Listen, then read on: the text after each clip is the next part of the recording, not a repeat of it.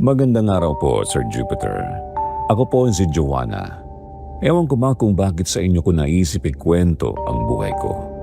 Siguro kasi pakiramdam ko kung may makikinig man sa mga simpleng kwento ko, kayo yun. Wala naman kasing espesyal sa akin. Sa totoo lang, sobrang boring ng buhay ko. Parang paulit-ulit lang na eksena sa isang lumang palabas na walang gustong panoorin. Araw-araw, pareho lang. Gigising ako ng alas 5 ng umaga kahit alas 9 pa ang pasok ko sa convenience store. Hindi naman malayo ang trabaho ko. 2 sakay lang ng jeep pero maaga ako gumigising kasi hindi ako makatulog ng mahimbing. Parang may mabigat na pakiramdam sa dibdib ko kahit wala naman akong malinaw na problema. O siguro meron pero sanay na lang akong hindi isipin. Pagbangon ko, diretso sa kusina. Tahimik pa ang bahay namin. Minsan, naririnig ko si ate sa kwarto niya. Nag-aayos na rin, papasok sa trabaho.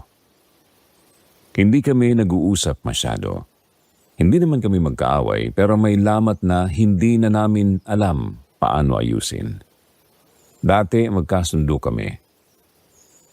Siya ang nag-aayos ng buhok ko bago ako pumasok sa school. Siya rin ang unang nagturo sa akin na maglagay ng konting kolorete noong high school ako. Ngayon halos hindi kami nagkikibuan. Simpleng aalis na ako o kumain ka na ba na lang ang palitan namin. Pagdating ko sa convenience store, doon na umiikot ang mundo ko. Maliit lang yun, Sir Jupiter. May 3 aisle, 1 ref ng inumin at 2 lamesa sa labas na madalas tambayan ng mga estudyante at mga tricycle driver. Cashier ako roon. Ako ang bumabati ng good morning at salamat po ng halos 100 beses sa isang araw. Minsan naiisip ko, kabisado ko na ang mukha ng mga bumibili pero hindi nila alam ang pangalan ko. Paulit-ulit ang trabaho ko. Scan ng item, pindot ng total, abot ng sukli, nakangiti. May mga araw na tahimik. May mga araw na biglang dagsa ang tao, lalo na kapag sweldo. Pero kahit anong dami ng customer, pareho lang ang pakiramdam ko. Parang robot na nakaprogram. Minsan nga naiinggit ako sa mga estudyanteng bumibili ng kape bago pumasok. Mukha silang pagod, pero may direksyon. Ako, pagod din, pero hindi ko alam saan ako papunta. Hindi naman ako nangangarap ng malaki, Sir Jupiter. Hindi ko naiisip maging sikat o yumaman. Gusto ko lang sana yung may inaabangan ako, yung may konting excitement sa umaga. Pero ngayon, ang inaabangan ko lang ay ang oras ng uwian. Tuwing break, uupo ako sa likod ng counter at kakain ng baon kong pandesal o minsan cup noodles na libre kapag malapit na mag-expire. Doon ko minsan naiisip ang buhay ko. 24 na taong gulang na ako pero pakiramdam ko wala pa rin akong napapatunayan. Si ate may maayos na trabaho sa isang opisina, maayos manamit, maraming kaibigan. Ako naka-uniform na pula at may name tag na medyo kupas na. Hindi ko alam kung kailan nagsimulang maging ganito kami ni ate. Siguro noong namatay si Papa. Bigla kasi siyang naging seryoso sa buhay. Siya ang tumayong pangalawang magulang ko. Pero habang tumatagal, parang may sama siya ng loob sa akin. Minsan naririnig ko siyang nagsasabi na sana mas tinulungan ko raw siya noon. Hindi ko alam kung paano. Estudyante pa lang naman ako noon, pero dala ko pa rin ang mga salitang iyon. Isang beses nag-away kami dahil lang sa maliit na bagay. Naiwan ko raw na bukas ang ilaw sa sala. Pagod siya galing trabaho at ako naman bagong uwi rin. Nauwi sa sigawan. Nasabi niya na kung hindi lang daw dahil sa akin mas magaan sana ang buhay niya. Hindi ko alam kung galit lang siya o totoo yun. Pero mula noon parang may pader na sa pagitan namin. Kaya siguro mas pinipili kong magtagal sa trabaho. Kahit nakakapagod, mas madaling makitungo sa mga estranghero kaysa sa sariling kapatid. Sa store, malinaw ang role ko. Cashier ako. Doon alam ko ang gagawin ko.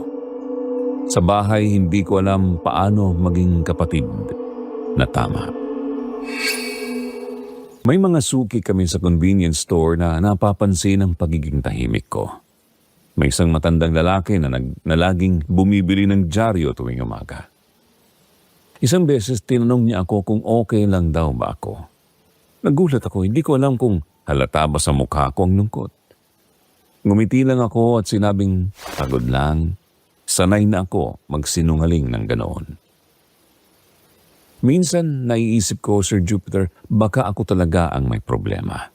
Baka ako ang masyadong tahimik. Baka kung mas naging open ako kay ate, hindi kami aabot sa ganito. Pero sa tuwing susubukan kong magsalita, parang may bumabara sa lalamunan ko. Takot ako na baka mas lalo lang lumala. Pag-uwi ko ng gabi, madalas nauna na si ate. May pagkain sa mesa, nakatakip. Hindi ko alam kung para sa akin o tira lang niya. Kakain ako ng tahimik habang nanonood ng kung ano sa cellphone ko. Kapag nagkakasalubong kami sa sala, may lang ang usapan. Tinatanong niya lang ako kung kumain na ako o kung kumusta ako, ang lagi kong sagot ay oo.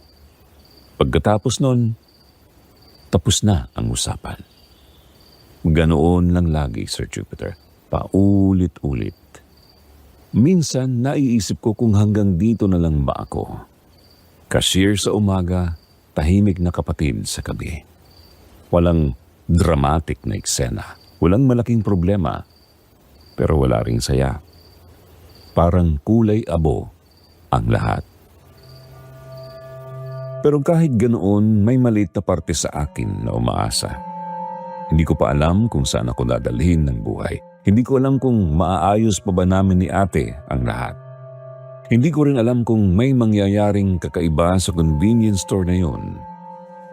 Sa ngayon, ang alam ko lang, gigising ako bukas, magsusuot ng uniform at haharap na naman sa counter. At heto ako ngayon, nagkakwento sa inyo, Sir Jupiter. Siguro, ito muna ang simula. Sir Jupiter, itutuloy ko na po. Dito na yata nagsimulang mag-iba ang takbo ng boring kong buhay. Hindi siya biglang naging exciting na masaya, mas naging kakaiba, nakakatakot kung tutuusin. May regular customer kami sa convenience store, si Luis. Una ko siyang napansin kasi lagi siyang bumibili ng kape tuwing gabi. 10:00 na halos, patapos na ang shift ko. Matangkad siya, maputi at laging naka-hoodie kahit hindi naman malamig. Tahimik lang siya nung una. Aabot niya yung pera, tatango, tapos aalis na. Pero habang tumatagal, nagsimula siyang magtanong. Anong oras ka lagi umuwi?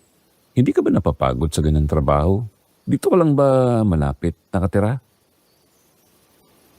Simple lang naman ang mga tanong niya, Sir Jupiter. Pero may kakaiba sa paraan ng pagtitig niya. Parang hindi siya kumukurap. Minsan nahuhuli ko siyang nakatingin lang sa akin kahit tapos na ang bayaran. Kailangan ko pa siyang tawagin. Sir, sukli niyo po. Ngumiti siya noon pero hindi ko may paliwanag kung bakit parang hindi umabot sa mata niya ang ngiti. Hindi ko alam kung bakit pero naging madalas na ang pagpunta niya.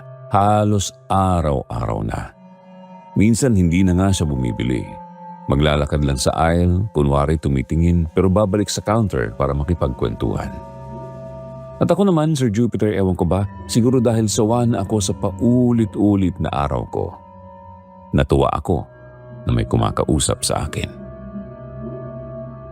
Hindi siya bastos, hindi siya manyak kung umasta. Pero may mga sinasabi siyang medyo off. Isang beses sabi niya, "Bagay sa'yo ang tahimik. Mas gusto ko yung mga babaeng hindi masyado maingay. Mas madali silang intindihin." Hindi ko alam kung compliment ba yun o hindi. Ngumiti na lang ako. Hanggang sa naging kaibigan ko na siya. Pag break ko, minsan hinihintay niya ako sa labas. Uupo kami sa lamesa sa harap ng store. Magkikwento siya tungkol sa trabaho raw niya online. Hindi malinaw kung ano talaga, basta daw sa computer lang siya lagi. Wala siyang masyadong nababanggit na pamilya. Kapag tinatanong ko, umiilag siya. Ayos lang, hindi naman importante. Lagi niyang sagot. Isang gabi maaga akong umuwi at nadatnan ko si ate sa sala. Tahimik lang siya pero napansin niyang parang mas magaan ang mood ko. Bakit parang ang saya mo? Tanong niya. May bagong kaibigan lang sa trabaho, sagot ko. Biglang napakunot ang noo niya. Taga saan? Nagtaka ako noon kung bakit parang interesado siya pero di na ako nagtanong. Sanagot ko na lang siya. Dito lang daw malapit, si Luis.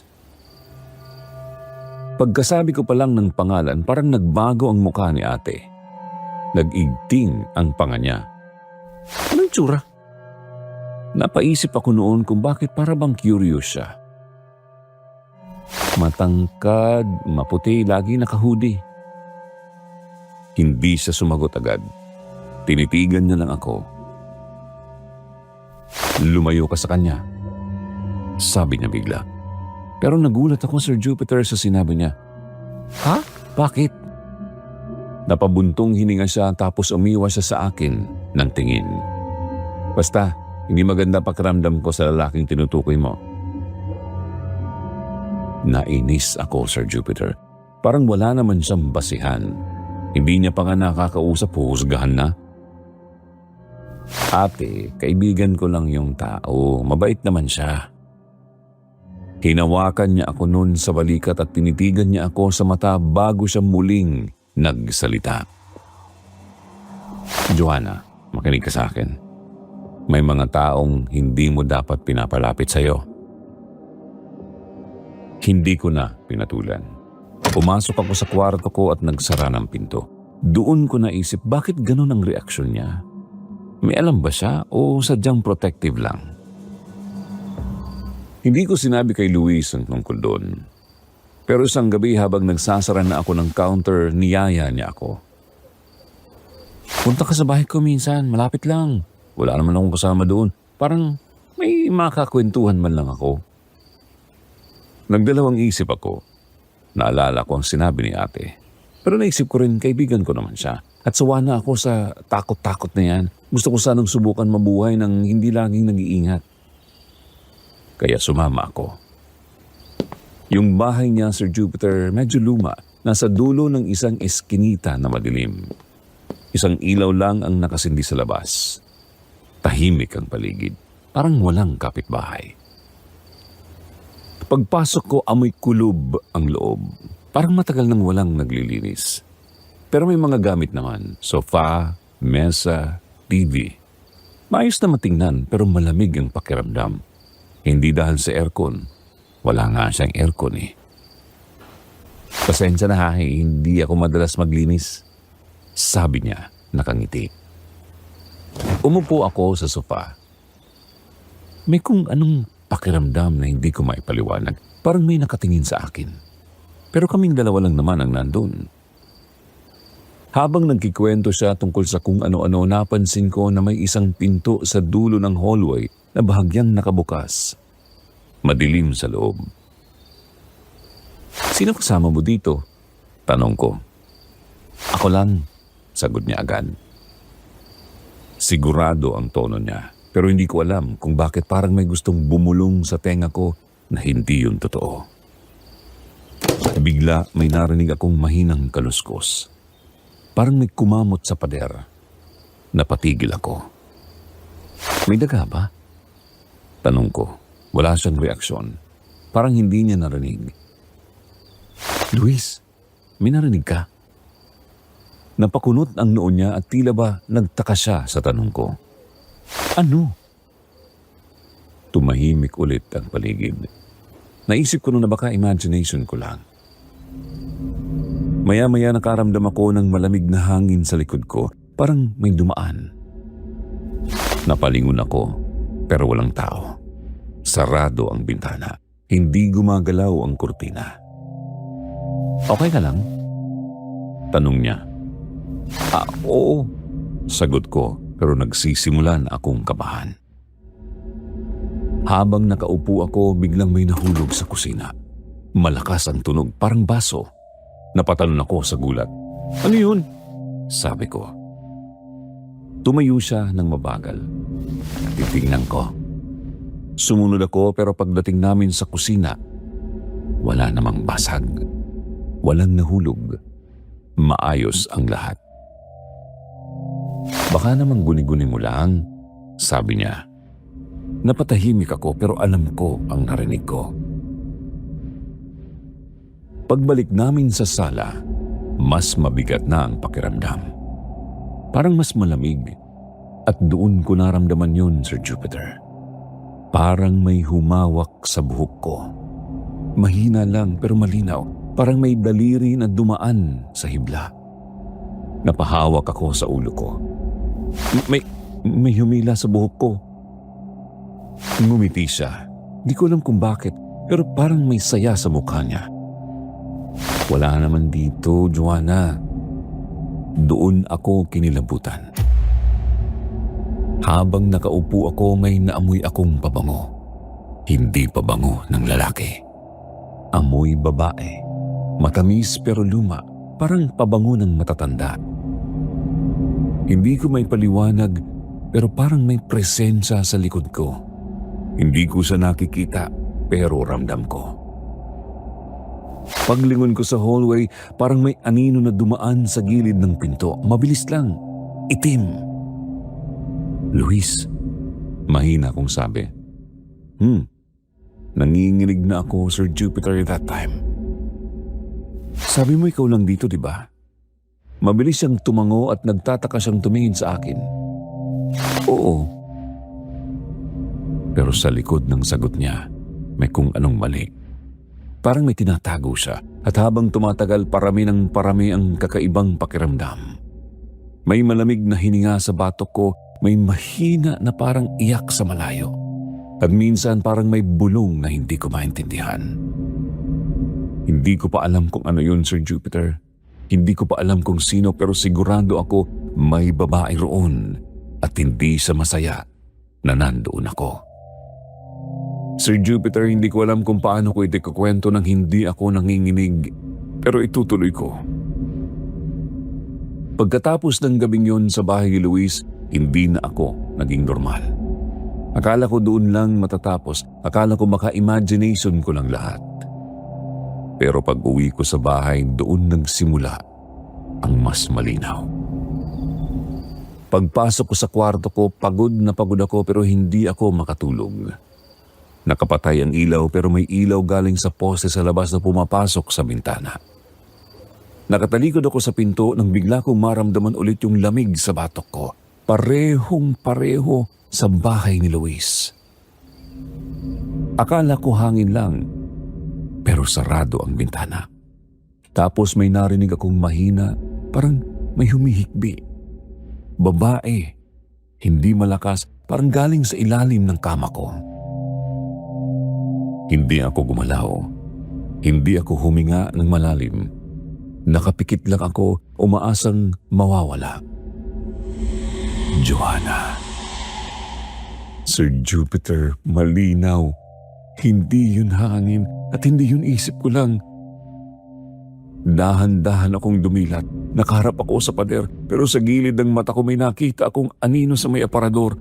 Mahaba ang buhok, basa, parang tumutulo. Paglingon ko ng buo, nandoon siya. Isang babae, maputla ang balat, mahaba ang buhok na parang nakatakip sa kalahati ng mukha niya. Nakasuot po siya ng puting damit na marumi sa ibaba, parang kinaladkad sa lupa. At ang mata niya, Sir Jupiter, ang mata niya parang pagod na pagod, parang umiiyak ng matagal. Hindi ako makasigaw na parang may nakadagan sa dibdib ko. Lumapit siya ng dahan-dahan. Hindi siya naglalakad, parang dumudulas lang siya sa sahig. Pinatay niya ako. Mahina ang boses niya pero diretsong tumama sa ulo ko. Hindi sa tenga, parang sa loob ng isip ko siya nagsalita. Hindi ako makapagsalita, nanginginig ako. Si Luis. Pinatay niya ako. Bigla siyang tumingin sa pinto ng kwarto ko na parang may itinuturo. Hindi niya ako hinayaang umalis. Tapos bigla siyang nawala. Parang usok na hinipan ng hangin. Doon ako napasigaw. Tumakbo si ate papunta sa kwarto ko. Ano nangyari? Nag-aalala niyang tanong sa akin. Niyakap ko siya at doon lang ulit nakaramdam ng konting safety. Ate, may babae dito. May babae. Wala siyang nakita. Siyempre. Pero hindi ako tumigil kakaiyak. Doon ko na sinabi sa kanya lahat. Lahat simula nung pumunta ako sa bahay ni Luis. Yung kaluskos, yung malamig na hangin, yung pabango, yung anino. At ngayon, yung babae. Tahimik lang si ate habang nakikinig. Hindi siya nagsalita agad. Nakatingin lang siya sa akin na parang may binubuo sa isip niya. Anong tsura niya? Tanong niya. Mahaba ang buhok, maputla, parang may puting damit, parang galit pero pagod. Biglang namutla si ate. Joanna, ilang linggo na kayo magkausap ni Luis? Nagtaka ako bigla sa tanong niya. Natatakot na nga ako, ganoon pa ang tanong niya sa akin. Mga 1 buwan na. Huminga siya ng malalim. Umupo siya sa gilid ng kama ko. May sasabihin ako sa iyo. Matagal ko nang gustong sabihin pero hindi ko alam kung paano. Kinabahan ako lalo. May best friend ako noon bago namatay si Papa, si Mara. Hindi ko masyado naririnig ang pangalan na yun dati. Minsan lang nababanggit. Girlfriend siya ni Luis. Parang may malamig na tubig na ibinuhos sa ulo ko. Ha? Sigurado ka? Takang-taka po ako noon. Oo. Dinala niya sa bahay minsan. Tahimik din yung lalaki. Hindi ko nagustuhan ang pakiramdam ko sa kanya noon pa. Napayakap ako sa sarili ko. Anong nangyari kay Mara? Tumahimik si ate. Nakatingin sa sahig. Pagkatapos ng ilang linggo nilang mag-date, bigla siyang nawala. Isang araw hindi na lang umuwi. Hinanap siya, nag-report sa pulis, pero walang nakita. Walang katawan, walang kahit ano. Nanlamig ako lalo. Si Luis, anong sabi niya noon? Sandaling natahimik si ate bago siya nagsalita ulit. Sabi niya naghiwalay daw sila. Umalis daw si Mara papuntang probinsya pero hindi yun totoo. Kilala ko ang best friend ko, hindi sa basta aalis nang hindi nagpapaalam. Tahimik kami pareho. Biglang may kumalabog sa kusina namin. Parehong napalingon kami. Joanna, mahina niyang sabi. Mula nung pumunta ka sa bahay ni Luis, kailan siya nagpapakita? Napaisip ako. Simula nung gabing yun, hindi lang sa kwarto ko kahit sa CR. Minsan sa salamin, nakikita ko siya sa likod ko. Minsan naman sa panaginip ko, nasa dulo lang siya ng kama. Napaiyak ako ulit. Ate, sabi niya, pinatay daw siya. Humihingi siya ng hustisya. Tahimik si ate, pero nakita ko ang galit sa mukha niya. Kung si Mara yun, bulong niya. Kinilabutan ako. Ate, sa tingin mo ba siya yun? Hindi siya sumagot agad. Hindi ko alam pero kung siya nga, ibig sabihin totoo ang hinala ako noon pa. Kinabukasan, pumasok pa rin ako sa trabaho. Hindi ko alam kung bakit. Siguro gusto kong makita si Luis. Gusto kong tingnan siya sa mata at alamin kung kaya niyang magsinungaling. Dumating siya gaya ng dati. Hoodie, tahimik, ngumiti. Okay ka lang? Mukha kang puyat Tinitigan ko siya. Sinubukan kong hanapin kung may bakas ng konsensya. Luis, sabi ko, may girlfriend ka ba dati na nawala? Saglit siyang natigilan. 1 segundo lang pero nakita ko yon. Sino nagsabi sa'yo? Saglit akong natahimik. Nagkilala ako. Ngumiti siya ulit pero mas malamig na. Matagal na yun. Umalis lang siya, hindi kami okay. Habang nagsasalita siya, naramdaman ko ulit yung lamig. Nasa likod ko siya, ramdam ko ang presensya ng babae. Sinungaling siya. Bulong sa tenga ko. Nanginginig ang kamay ko habang inaabot ko ang sukli niya. Sir Jupiter, hindi na ako makatulog ng maayos simula nung gabing yun. Pakiramdam ko may countdown na nangyayari, pero hindi ko alam kung saan patungo. Alam ko lang hindi titigil ang babae hanggat hindi ko ginagawa ang dapat. Kinabukasan, kinausap ko si ate habang nagkakape siya sa kusina. Ate, sabi ko, kung pupunta tayo sa polis nang walang ebidensya, baka hindi tayo pansinin. Pero kung may makita tayo, doon napaisip kami pareho ni ate. Joanna, hindi ito laro. Sagot niya agad. Delikado yan. Kung may ginawa talaga si Luis, ibig sabihin kaya niyang gumawa ng mas masama. Alam ko po yun. Pero habang nagsasalita siya, naramdaman ko ulit ang lamig. Nasa likod ko siya. Hindi ko siya nilingon pero ramdam kong nakatingin siya kay ate. Parang gusto niyang marinig din ito. Ate, mahina akong sabi. Kung si Mara nga yun, hindi ba kaibigan mo siya? Tumahimik si ate. Nakita ko sa mukha niya ang sakit. Kung siya nga, sabi niya, hindi ko siya iiwan. Doon kami nagdesisyon. Hindi kami basta papasok sa bahay ni Luis. Mag-iingat kami pero kailangan naming makita ang likod bahay. Hindi ako pumasok sa trabaho ng araw na yon. Nagpaalam ako na masama ang pakiramdam ko. Hindi ko alam kung nagpunta si Luis sa store at hinanap ako. Wala na akong pakialam. Bandang hapon, naglakad kami ni ate papunta sa eskinita kung saan nakatira si Luis. Hindi kami dumiretso sa tapat ng bahay niya. Kunwari lang kaming dumaan. Tahimik ang lugar. Walang tao. Parang laging ganun doon. Sigurado ka ba? Tanong ni ate. Bago ako sumagot, may naramdaman akong pamilyar na lamig. Tumingin ako sa gilid ng bahay ni Luis sa may bakod na bakal. Nandoon siya, nakatayo sa loob ng bakuran, nakatingin sa amin. Tapos dahan-dahan niyang itinaas ang kamay niya at itinuro ang likod. Hindi siya nakikita ni ate. Nandoon siya. Bulong ko. Napatingin si ate sa paligid. Saan? Naglinga-linga siya at agad naman akong sumagot. Sa loob, tinuturo niya yung likod. Nagkatinginan kami.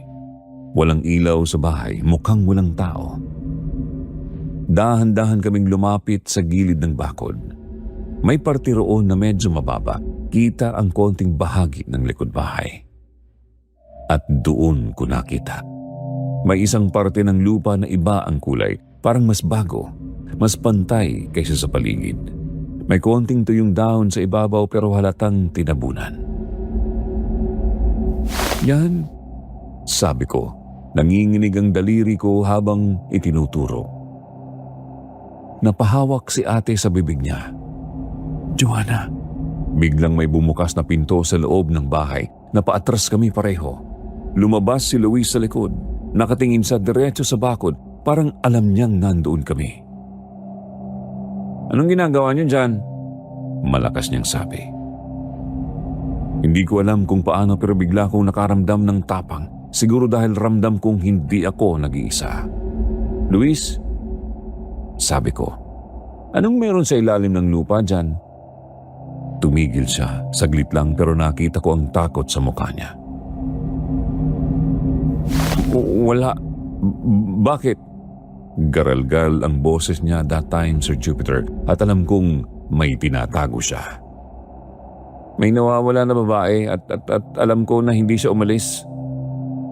Nag-iba ang tingin niya sa akin. Hindi na siya yung tahimik na customer na nakilala ko. Parang may ibang tao sa loob niya. Umalis na kayo.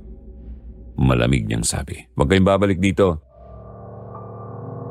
Biglang lumakas ang hangin. Hindi normal, parang umikot sa paligid ng bahay. Nagsitayuan ang mga dahon. Sa likod ni Luis nakita ko ang babae, mas malinaw kaysa sa dati. Hindi na siya mukhang mahina. Nakatingin sa kay Luis na puno ng galit. Biglang napahawak si Luis sa ulo niya. Ano ba to? Bulong niya. Ate! Sabi ko, tumawag ka na ng pulis. Hindi na siya ng dalawang isip. Lumayo siya para tumawag. Habang nakatayo ako roon, hindi ko inalis ang tingin ko kay Luis. Hindi mo siya pinakinggan, sabi ko. Gulat na gulat siya sa sinabi ko. Ano sinasabi mo? Sigaw niya. Humingi siya ng tulong. Bigla siyang napaluhod, parang may humihila sa kanyang pababa. Walang nakikita si ate pero ako kita ko nasa likod niya ang babae, nakapatong ang kamay sa balikat niya. Hindi ko sinasadya. Biglang sabi ni Luis, nanginginig ang boses. Nag-aaway lang kami. Nadulas siya. Natamaan.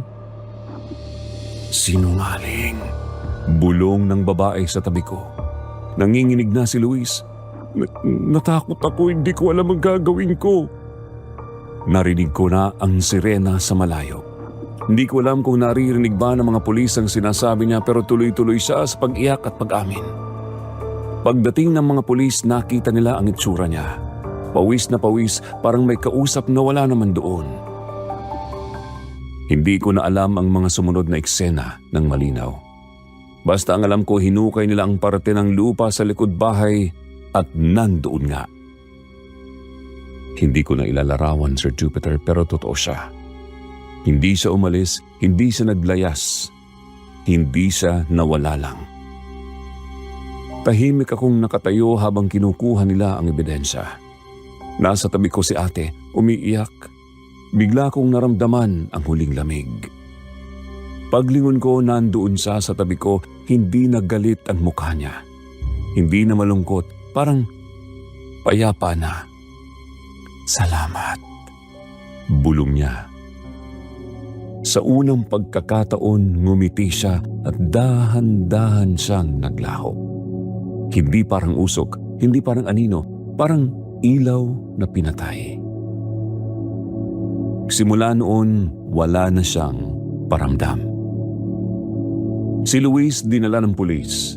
Hindi ko alam ang magiging hatol sa kanya, pero alam kong nagsimula na ang hustisya.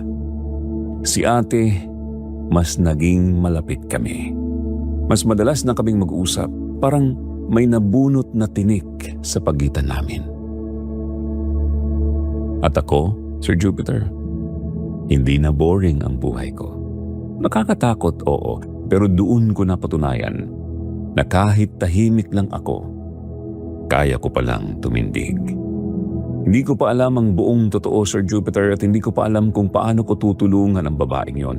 Pero sigurado ako sa isang bagay. Hindi siya titigil magpakita hanggat hindi niya nakukuha ang hustisya. At ako, parang ako ang pinili niyang kausapin. Hindi ko alam kung bakit. Natutunan ko sa karanasang ito na kahit natatakot ako, kaya kong tumindig kapag kailangan. Na kahit tahimik lang ako sa karamihan ng oras, may lakas pala ako para kumilos at harapin ang tama. Hindi ko pa alam ang buong kwento at hindi ko alam kung paano ko tulungan yung babaeng yon. Pero sigurado ako na hindi siya titigil hanggat hindi niya nakukuha ang hustisya. At ako, parang ako ang pinili niyang kausapin. Ngayon alam ko, kahit hindi ko pa lubos na iintindihan, kaya kong maging instrumento para sa tama. At kaya kong harapin ang takot ko para tumulong sa iba. Ops, teka lang mga ka-SB. Wag muna kayong aalis. May kasunod pa tayong kwento at kasing kalintulad ng nauna nating kwento. Kung ano yun, stay tuned. Sir Jupiter, ako po si Jane. Hindi ko po alam kung paano ko sisimulan, pero siguro mas mabuti kung ikikwento ko na lang ang buhay ko mula noon hanggang ngayon. Simple lang naman po ang buhay ko, pero puno ng responsibilidad. Bata pa lang ako nang mamatay ang tatay ko. Hindi ko na nga po halos maalala ang mukha niya. Nagsabi ni nanay masipag daw siya at mabait, pero maaga siyang kinuha sa amin. Nagkasakit daw po siya at hindi na kinaya. Simula noon, nag-iba na ang takbo ng buhay namin. Ako ang panganay, kaya kahit bata pa ako noon, ramdam ko na agad ang bigat ng sitwasyon namin. Ang nanay ko naman po ay baldado. Hindi na siya nakakalakad ng maayos dahil sa isang aksidente noon. Kaya hindi na siya makapagtrabaho. Nasa bahay lang siya palagi. Siya ang nag-aalaga sa mga kapatid ko habang ako ang lumalabas para kumayod. Ako na po ang naging breadwinner ng pamilya namin. Hindi man sinabi ng direkta ng nanay ko pero ramdam ko na ako ang inaasahan niya. Noong una, nahirapan po akong tanggapin. Bata pa ako, Sir Jupiter. Gusto ko rin namang maglaro, gumala at mag-enjoy tulad ng ibang kabataan. Pero tuwing makikita ko si nanay na hirap gumalaw at ang mga kapatid ko umaasa sa akin, nawawala ang mga reklamo ko sa buhay. Parang may boses sa isip ko na nagsasabing, Jane, ikaw ang pag-asa nila. Kaya habang nag-aaral pa ako noon, nagsimula na akong magtinda ng mga kakanin. Gumigising po ako ng madaling araw para magluto. Tinuruan ako ni nanay kung paano gumawa ng puto, kutsinta, sapin-sapin. At minsan, bibingka kapag may okasyon. Kahit hirap siyang kumilos, ginagabayan niya ako mula sa upuan niya. Siyang nagsasabi kung tama na ang halo, kung sapat na ang asukal, at kung luto na ba. Pagkatapos naming maghanda, lalabas na ako para magtinda. Iikot ako sa barangay, minsan hanggang sa palengke. Bitbit ko ang bilao at sisigaw ng mahina. Kakanin po! Hindi ko po ikinahihiya ang ginagawa ko. Sa totoo lang, proud ako kasi kahit papaano, may naiuuwi akong pera para sa pamilya ko. Bukod sa paglalako o pagtitinda, tindera rin ako sa isang karinderya malapit sa amin. Tuwing tanghali hanggang gabi nandoon ako. Nagsasandok ng kanin, ulam at sabaw para sa mga suki. Minsan pagod na ako. Lalo na kapag dagsa ang tao. Pero iniisip ko na lang na bawat sandok ko ng kanin may katumbas na bigas iyon sa bahay. May mga araw na sabay-sabay ang problema. May bayarin sa kuryente, may project ang kapatid ko sa school, tapos may gamot pa si nanay. Doon ko mas nararamdaman ang bigat. Minsan napapaiyak ako sa banyo ng karinderya. Tahimik lang para walang makakita. Pero pagkatapos umiyak, pupunasan ko ang mukha ko at babalik na parang walang nangyari. Hindi ko rin po nakakalimutan ang pangarap ko. Kahit po ganito ang sitwasyon namin, gusto ko pa rin makatapos ng pag-aaral. Naniniwala ako na yun po ang susi para mas mapagaan ko ang buhay namin. Kaya kahit pagod na, naglalaan pa rin ako ng oras para magbasa at gumawa ng assignments. Minsan nga po sa karinderya ko ginagawa ang mga gawain ko kapag walang masyadong tao. Si nanay po ang lakas ko. Kahit siya ang may kapansanan, siya pa ang nagbibigay sa akin ng lakas ng loob. Lagi niyang sinasabi, "Anak, huwag kang susuko. Darating din ang araw na giginhawa tayo." Kapag naririnig ko yun, parang nababawasan ang pagod ko. Kahit alam kong mahirap, kumakapit ako sa sinasabi niya. Hindi ko rin po maikakaila na may konting inggit ako sa mga kaibigan ko. Nakikita ko sila na may oras gumala, manood ng sine o kumain sa labas. Ako diretsong bahay pagkatapos ng trabaho. Pero kapag naiisip ko ang dahilan kung bakit ko ginagawa ang lahat, nawawala rin ang inggit. Mas mahalaga ang pamilya ko kaysa sa pansamantalang saya. May mga pagkakataon din po na may tumutulong sa amin. May kapitbahay na bumibili ng maramihan ng kakanin. May suki sa karinderya na nagbibigay ng tip. Maliit man yun, malaking bagay na sa amin. Doon ko naramdaman na hindi kami nag-iisa. Sir Jupiter, hindi ko po sinasabi ang lahat ng ito para kaawaan ninyo ako. Gusto ko lang pong maipakita kung sino ako at kung saan ako nanggagaling. Ang buhay ko po hindi madali, pero hindi rin naman puro lungkot. May saya rin naman, lalo na kapag sabay-sabay kaming kumakain sa hapag at nagkwekwentuhan. Kahit simpleng ulam lang, basta't sama-sama kami, masaya na ako. Bilang breadwinner, natutunan kong maging matatag. Natutunan kong unahin ang kailangan kaysa sa gusto. Natutunan kong magtiis at maghintay. Hindi ko alam kung hanggang kailan ganito ang sitwasyon namin, pero umaasa ako na balang araw, makakapagtapos ako. Makakahanap ng mas maayos na trabaho at mabibigyan ko ng mas komportabling buhay si nanay. Pagkatapos kong makapagtinda at makasandok sa karinderya, may mga bagong nangyari na hindi ko inaasahan. Ang boss po namin sa karinderya ay isang binata na ang pangalan ay Cleo. Bata pa siya pero mukhang may alam sa negosyo. Sa simula, normal lang ang trato niya sa akin, parang sa ibang empleyado rin. Pero habang tumatagal, may iba na siyang paraan ng pakikitungo sa akin. Minsan, habang nag-aayos ng mga plato, nakangiti siya sa akin na parang may gustong sabihin at may halong kilig, pero nakakatakot sa parehong oras. Napansin rin po iyon ng ilan sa mga katrabaho ko. May ilan sa kanila na nagsabi sa akin, "Jane, iwasan mo na si Cleo, posibleng possessive siya." Hindi po nila sinadya na takutin ako, pero alam ko naman na totoo ang sinabi nila. Kaya sa takot, pilit akong umiwas sa kanya.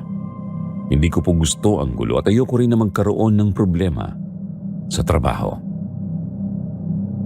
Minsan habang naglilinis ako sa karinderya, may nakita akong ballpen na naiwan sa counter. Simpleng ballpen lang po, hindi naman espesyal, pero may pakiramdam akong kailangan ko itong ibalik. Inuwi ko po ito sa bahay at doon nagsimula ang kakaibang pakiramdam. Hindi ko po alam kung paano ito mangyayari, pero parang may nagmamasid sa akin sa tuwing ginagamit ko ang ballpen. Hindi naman sa may nakikitang tao, pero may maliit na palatandaan. Minsan nagiging maingat ako sa paligid, parang may bulong o pagdampi sa hangin.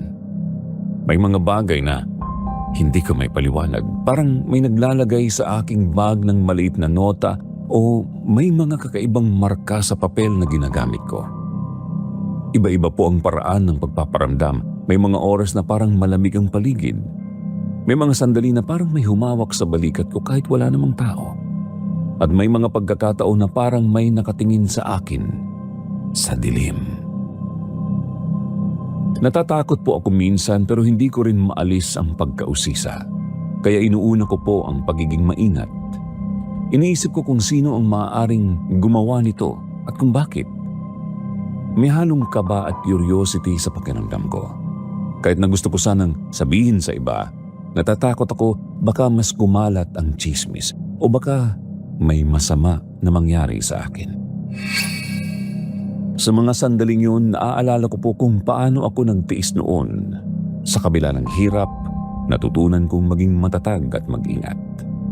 Kahit ngayon, habang sinusubukan kong alamin kung sino ang nagpaparamdam, parang bumabalik ang pakiramdam ng responsibilidad na naramdaman ko noon. Hindi lang sa pamilya, kundi pati sa sarili ko. Hindi ko rin po maiwasang isipin kung may intensyon ba ang taong ito. Nakakatakot pero may halong pananabik na malaman.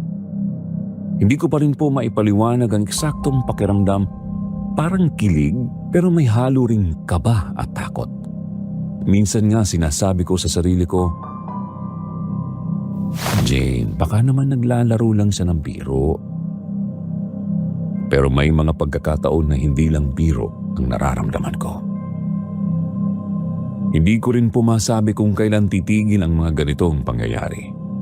Parang araw-araw may bagong palatandaan at unti-unti nakakakaba rin pero nakakaintriga. Hindi po sa may gusto akong gulo, pero natutunan ko na huwag basta-basta magpakita ng takot. Natutunan kong maging maingat sa bawat kilos at salita. Isang gabi habang naglilinis ng mesa, may napansin akong kakaibang anino sa gilid ng ilaw. Hindi ko po alam kung totoo o imagination lang, pero parang may lumapit at bumilis ang tibok ng puso ko. Mabilis akong huminga at tumingin sa paligid, pero wala naman talagang tao. Tila ba may bumubulong sa hangin? Nakakatakot ka na. Sino ka ba talaga? Sir Jupiter, itutuloy ko na po ang kwento ko base sa ideyang ibinigay ninyo. Noong gabing yun, hindi po agad ako umuwi. Tahimik na ang karinderya. Amoy sabaw at mantika pa rin ang hangin. Ako na lang ang naglilinis.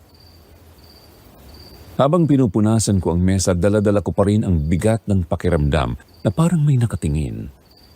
Pilit kong kinakalma ang sarili ko. Paulit-ulit kong sinasabi sa isip ko na baka pagod lang ako. Baka dala lang ng puyat at dami ng iniisip.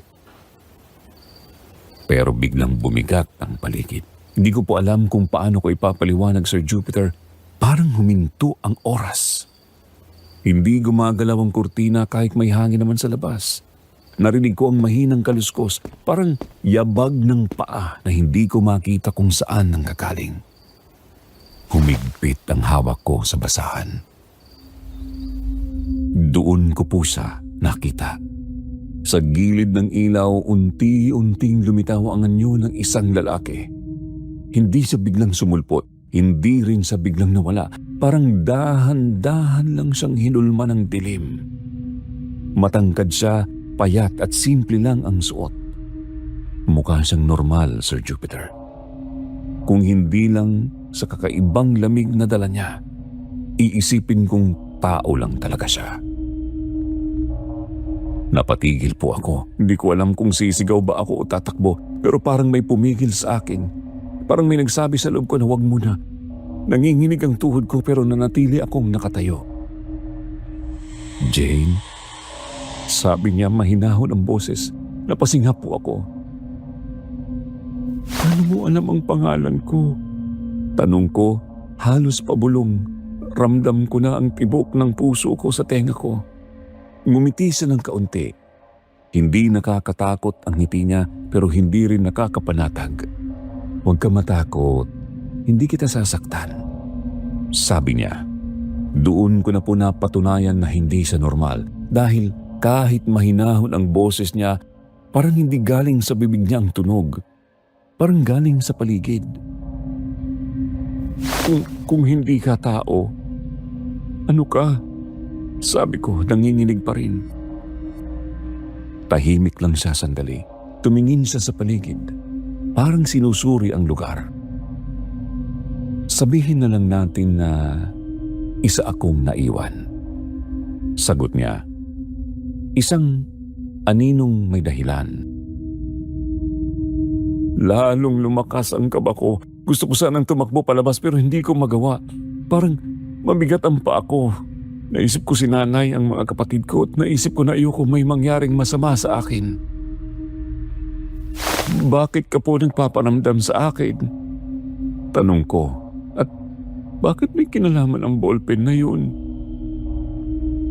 Sumulyap siya sa bag ko. Doon ko napagtanto na alam niya ang lahat. Hindi ikaw ang pinili ko. Sabi niya. Ikaw ang napili ng pagkakataon. Hindi ko po agad naintindihan ng sinabi niya. Ano pong ibig mong sabihin?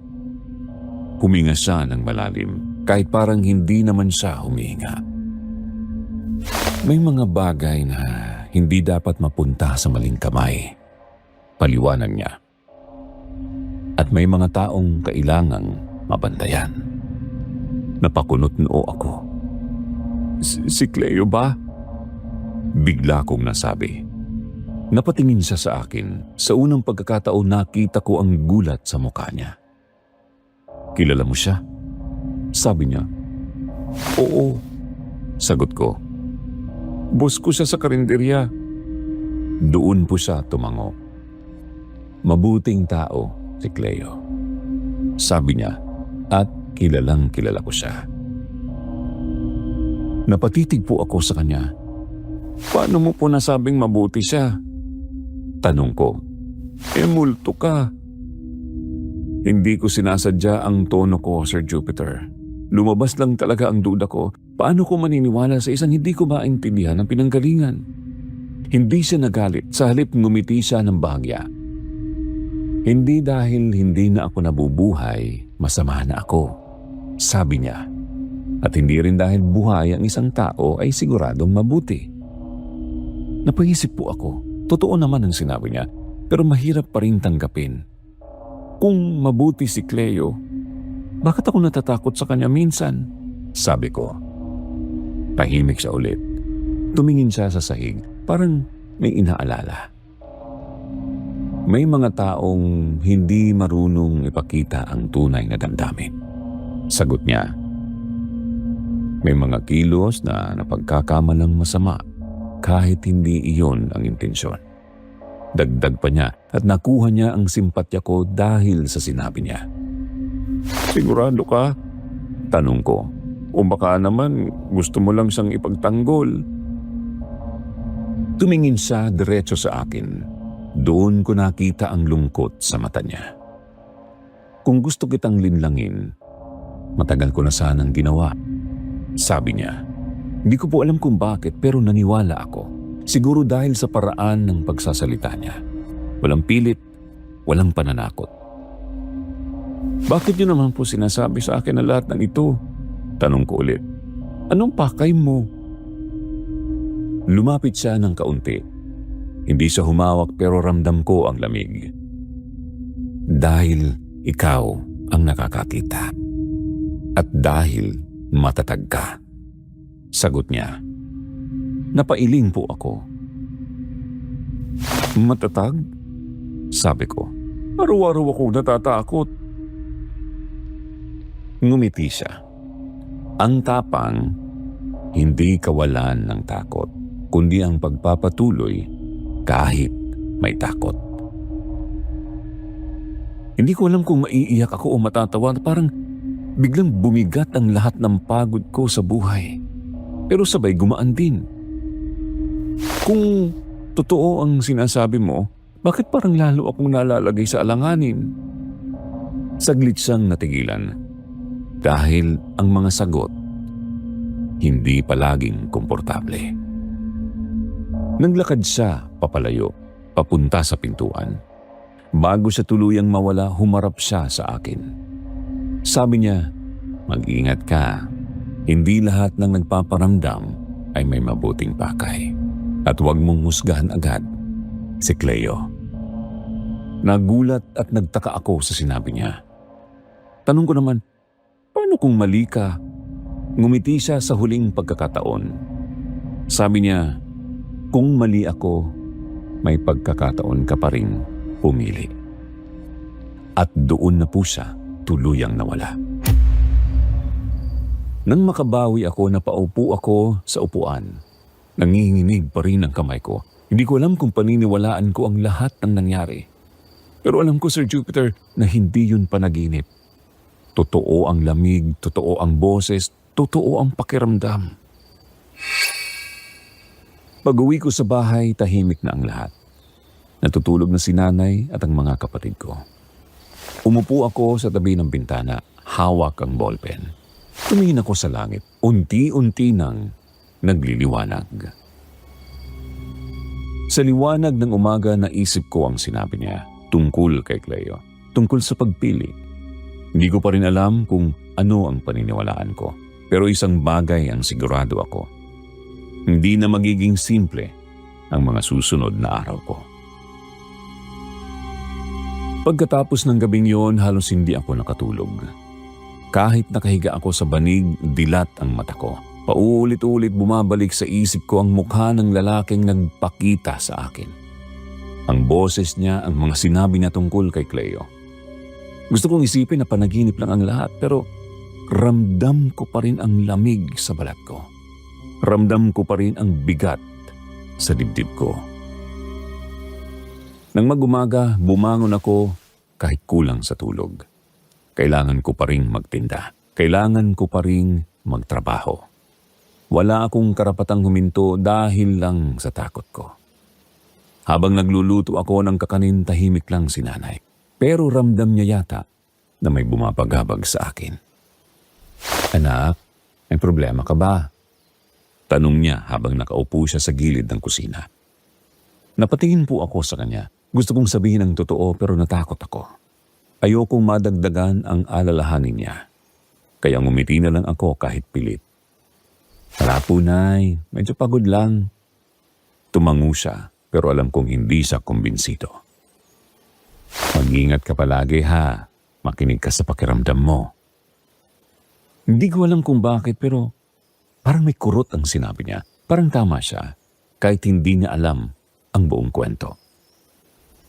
Pagdating ko sa karinderya, normal lang ang lahat.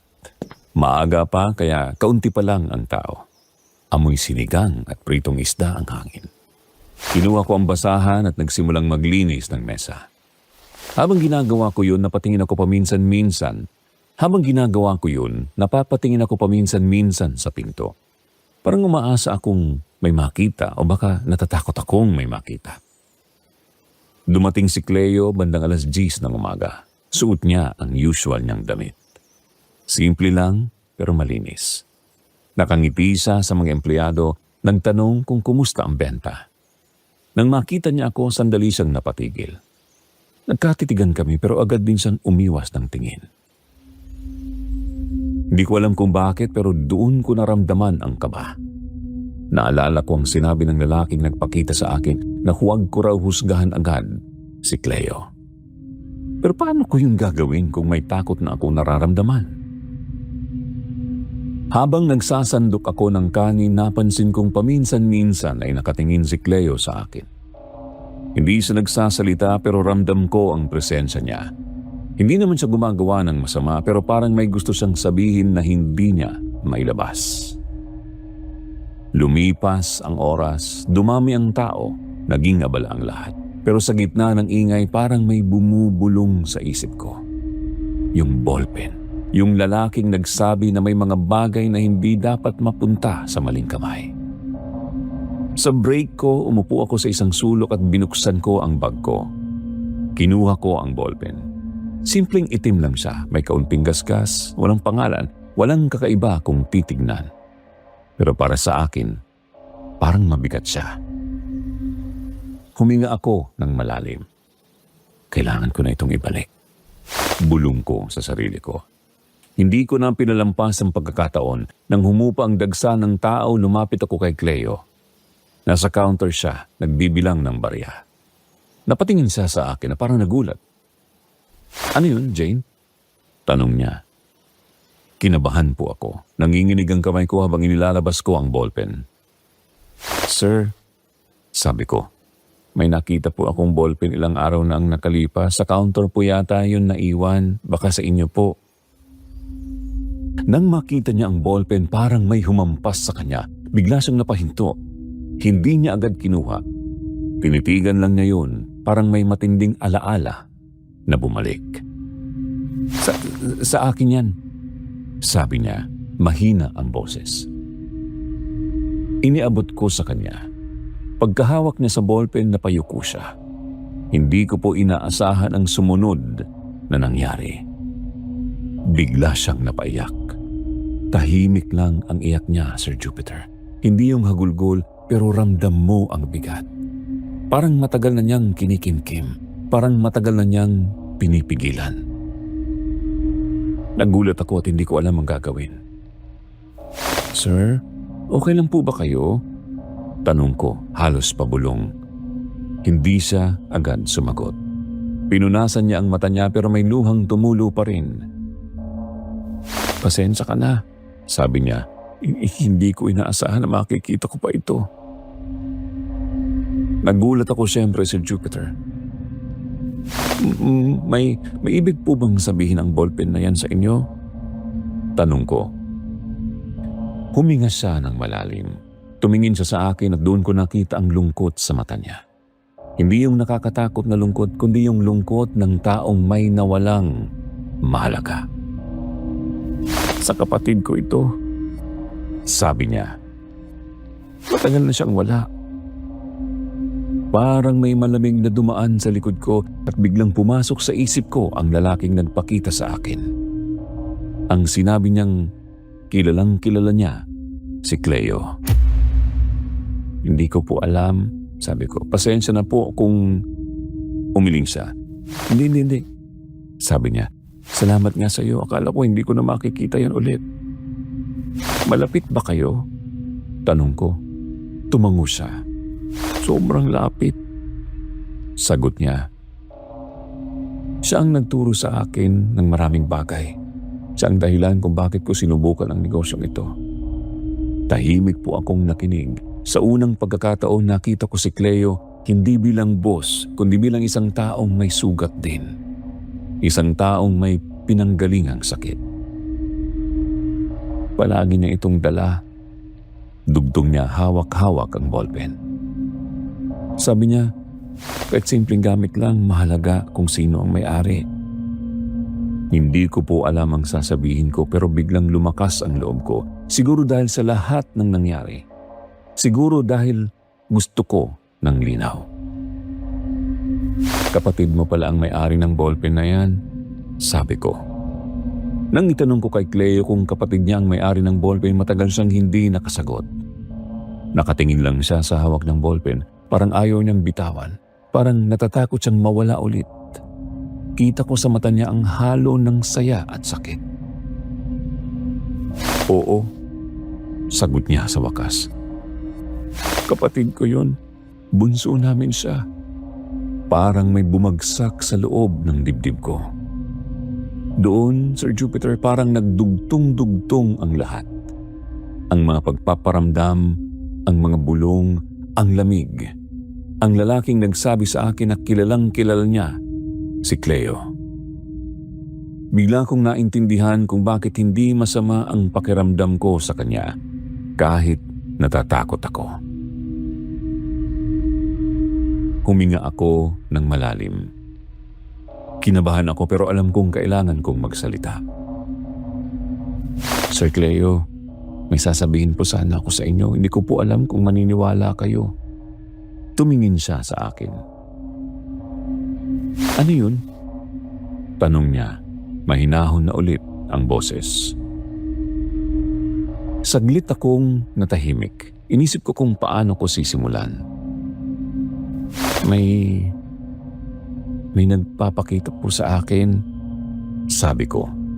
Isang lalaki simula po nung napulot ko ang ballpen. Nanlaki ang mata niya. Nagpapakita? Ulit niya. Tumango ako. Opo, hindi ko po alam kung paano ipapaliwanag pero multo po siya. Tahimik ang paligid. Wala nang tao sa karinderya noon. Kami na lang dalawa. Akala ko magagalit siya o pagtatawanan ako pero hindi. Sa halip namutla siya. Anong itsura niya? Tanong niya. Inilarawan ko ang lalaki.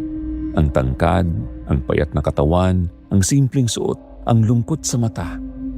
Habang nagsasalita ako, nanginginig ang boses ko pero pinilit kong tapusin. Pagkatapos ko magsalita, napaupo si Cleo sa upuan at napahawak siya sa ulo niya.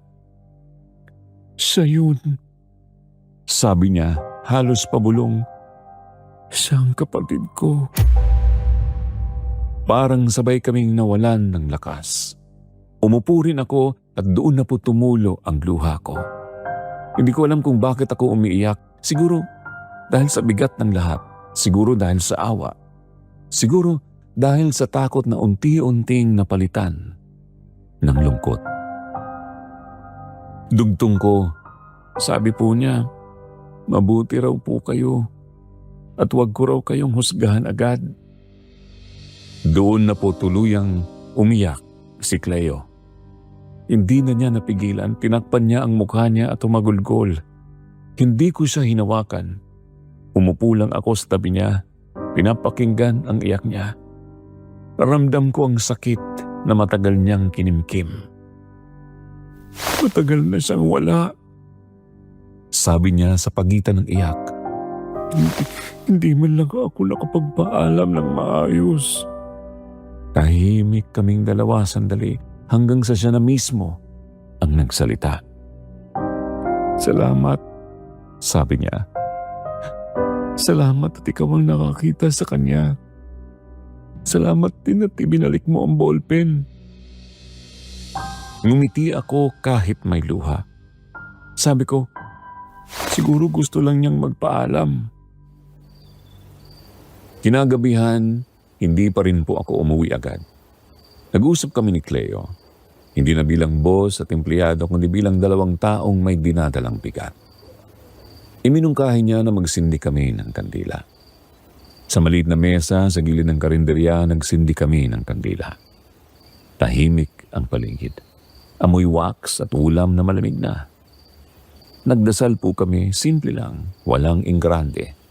Hiling lang na matahimik na ang kaluluwa ng kapatid niya. Habang nagdadasal ako, bigla kong naramdaman ang pamilyar na lamig. Pero hindi na ito nakakatakot. Parang yakap. Parang pamamaalam. Pagmulat ko ng mata, parang gumaan ang hangin. Parang may umalis na matagal nang nakatayo sa likod ko. Hindi ko na siya nakita muli. At alam kong yun na ang huli. Pagkatapos ng gabing yun, nag-iba ang pakikitungo namin ni Cleo sa isa't isa. Mas maingat, mas totoo. Hindi na po ako natatakot sa kanya. Siya naman mas naging bukas. Minsan, nagkikwento siya tungkol sa kapatid niya. Minsan, nakikinig lang kami sa katahimikan. Hindi po agad naging malinaw ang lahat. Dahan-dahan lang. Tulad ng buhay ko noon, sanay na akong maghintay. Hanggang sa isang araw, tinanong niya ako kung pwede ba raw niya akong ihatid pa uwi. Pumayag ako. Habang naglalakad kami pa uwi, napag-usapan namin ang pamilya ko. Si nanay, ang mga kapatid ko. Hindi siya nainis at hindi siya natakot. Sa halip humanga siya. Sabi niya, bihira raw ang katulad ko. Hindi ko po inaasahan na may darating na ganito sa buhay ko. Sa dami ng responsibilidad, sa dami ng takot, may dumating na pag-unawa. Hindi perpekto, hindi madali, pero totoo. Kalaunan, naging kami ni Cleo. Tahimik lang, walang bongga, walang pangako na sobra, pero may respeto. May pag-iingat at may alaala ng isang kapatid na naging tulay para magtagpo ang landas namin. Sir Jupiter, ang buhay ko po ay nanatiling simple. Breadwinner pa rin ako. Nagtitinda pa rin ako. Nagsasandok pa rin ako ng kanin. Pero may nadagdag. May taong kasama akong humarap sa bukas. At sa tuwing makakakita ako ng ballpen, naaalala ko na minsan may mga bagay na nawawala para lang maibalik sa tamang tao. At may mga kwentong nagsisimula sa takot pero nagtatapos sa pag-asa.